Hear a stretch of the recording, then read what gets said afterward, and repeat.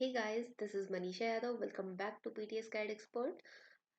Today topic is regarding to StatPro.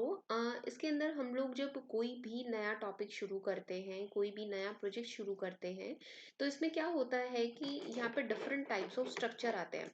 Example के लिए जैसे मैं अपनी स्क्रीन पे यहाँ पे दिखाने वाली हूँ कि जब हम लोग यहाँ पे यूनिट्स वगैरह सेट कर रहे होते हैं, तो यहाँ पे डिफरेंट टाइप्स ऑफ स्ट्रक्चर भी आपको नजर आते हैं, लाइक स्पेस, प्लेन, फ्लोर, ट्रश। इन चारों के अंदर डिफरेंस क्या है, क्यों यहाँ पे ये चार ऑप्शन आपको गिवन है, कौन सा ज्यादा आपके लिए मतलब इजी रहेगा जिसके अंदर काम करना आपके लिए, तो वो सारा कुछ मैं आपको बताने वाली हूँ इस वीडियो के अंदर। चलिए स्टार्ट करते हैं।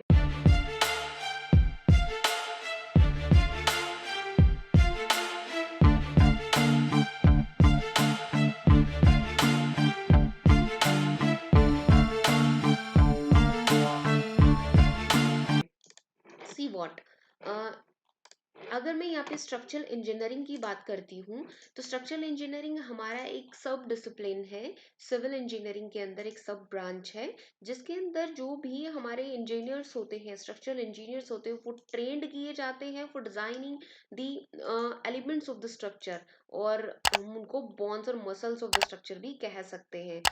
अगर कोई भी हम लोग यहाँ पे अपना फ्रेमवर्क रेडी कर रहे हैं, तो वहां पे जैसे बीम्स बनेंगे, कॉलम्स बनेंगे, तो पहले एक फ्रेम तैयार किया जाता है।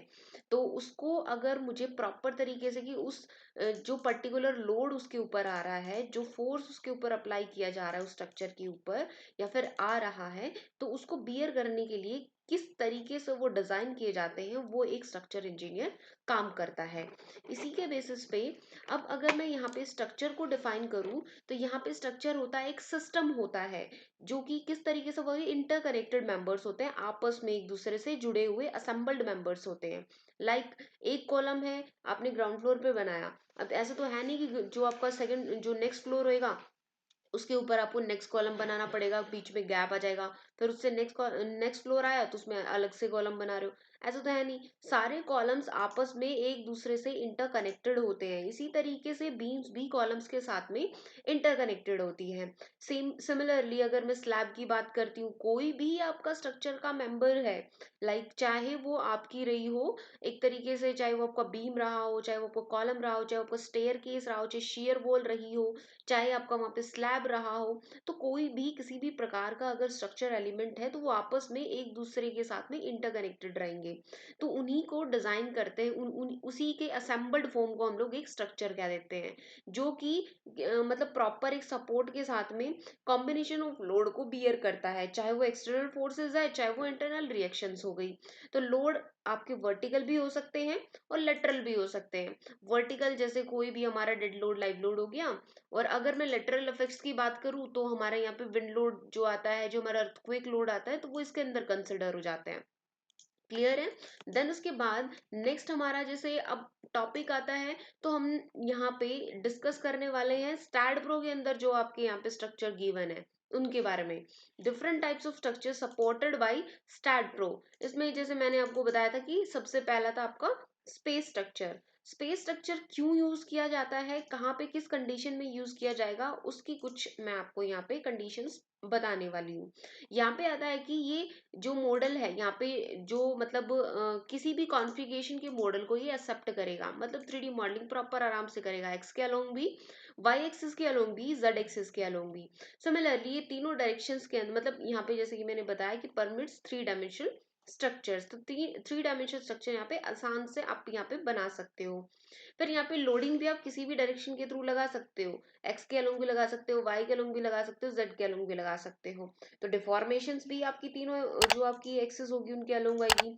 अब डिफॉर्मेशन चाहे वो बेंडिंग मूवमेंट हुआ, चाहे वो शेयर फोर्स हुआ, चाहे वो आपकी डिफ्लेक्शंस हुई, तो वो आपकी तीनों की तीनों एक्सेस के अलोंग आएगी। देन अब नेक्स्ट की अगर मैं बात करूं प्लेन स्ट्रक्चर, तो प्लेन में क्या होता है, ये जो वर्क करता है, ये 2 मोड्स के अंदर, 2D मोड्स के अंदर वर्क करेगा, 2 डायमेंशनल मोड के अंदर वर्क करेगा। मतलब ये एक्स वाई प्लेन के अंदर ही काम करेगा। अगर कोई भी स्ट्रक्चर आप यहाँ पे बनाएंगे, तो यहाँ पे एक्स वाई प्लेन के थ्रू ये वर्क करेगा। यहाँ पे कोई भी लोडिंग, कोई भी डिफॉर्मेशन परपेंडिकुलर प्लेन के अलोंग नहीं अप्लाई कर सकते हैं आप। ठीक है। जैसे मान लो जेड एक्सिस के अलोंग अगर आपको फोर्स लगाना है, लोड लगाना है, आप नहीं लगा पाएंगे, तो ये इस प्लेन के अंदर रेस्ट्रिक्शन होती है। तो कुछ मतलब यहाँ पे स्ट्रक्चर होते हैं तो जिनके अंदर कुछ रिस्ट्रिक्शंस भी होते हैं, कुछ इसके पॉजिटिव पॉइंट्स भी होते हैं। तो इसके अंदर ये रेस्ट्रिक्शन है कि आप यहाँ पे कोई भी मतलब डिफॉर्मेशन और जो लोडिंग है वो आप जेड एक्सिस के अलो नहीं लगा सकते। All loads and deformation are in the plane of the structure. जिस प्लेन में आपने यहाँ पे जो प्लेन आप यहाँ पे यूज कर रहे हो एक्स वाई प्लेन, सारे लोड्स और सारी डिफॉर्मेशन इसी प्लेन के अंदर अप्लाई होगी और निकलेंगी। क्लियर। देन उसके बाद नेक्स्ट आपका आता है structure, sorry, truss structure. Truss structure के अंदर क्या होता है, इसके अंदर ये होगा कि यहाँ पे लोडिंग जो है वो एनी डायरेक्शन के थ्रू, मतलब किसी भी डायरेक्शन से आप अप्लाई कर सकते हो, but members only provide axial resistance. लेकिन मेंबर को सिर्फ और सिर्फ एक्सियल रेजिस्टेंस के थ्रू ही वर्क करना पड़ेगा। मेंबर यहाँ पे बेंडिंग और शियर लोड्स को यहाँ पे रेजिस्ट नहीं करता है। क्लियर। तो यहाँ पे रिस्ट्रिक्शंस है ये आपकी। यहाँ पे भी 3D स्ट्रक्चर आप आराम से बना सकते हो। डिफॉर्मेशन यहाँ पे थ्री डायमेंशन के अलोंग आराम से आप कैलकुलेट कर सकते हैं। बट ये है कि यहाँ पे एक्सियल आपका लोड जो है वो अप्लाई होता है as comparison to shear load and bending, जो आपके लोड्स होते हैं कि ये मेंबर उसको रेजिस्ट नहीं करते हैं। देन हमारा नेक्स्ट आता है आपका असेप्टेबल फॉर 2D मॉडल। ये जो जैसे कि हमारा प्लेन स्ट्रक्चर था ना, बिल्कुल एग्जैक्ट उसी तरीके से है फ्लोर स्ट्रक्चर भी, बट डिफरेंस क्या है, वो आपका एक्स वाई प्लेन में वर्क कर रहा था, ये एक्जेड प्लेन के अंदर वर्क करेगा। असेप्टेबल फॉर 2D मतलब 2 dimension models in XZ plane with loading and deformation perpendicular to this plane. तो यहाँ पे आपका जैसे उसमें तो क्या था कि परपेंडिकुलर डायरेक्शन में अगर मैं लोडिंग और डिफॉर्मेशन अप्लाई कर ही नहीं सकती थी, यहाँ पे आप आराम से कर सकते हैं। All loads and deformation are parallel to the y axis, मतलब यहाँ पे उस प्लेन में ना लग के, एक्स वाई प्लेन में ना लग के, यहाँ पे परपेंडिकुलर डायरेक्शन से आप अप्लाई कर सकते हैं।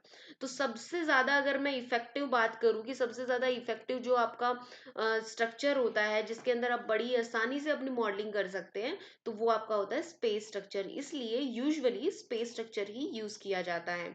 सो गाइस, बताइएगा कि आज की वीडियो आपको कैसी लगी। अगर आपको हमारी वीडियोस अच्छी लगती है तो चैनल को कर लीजिए सब्सक्राइब एंड आने वाली वीडियोस के लिए बेल आइकन को प्रेस कर लीजिए। So thank you so much guys, bye bye, take care.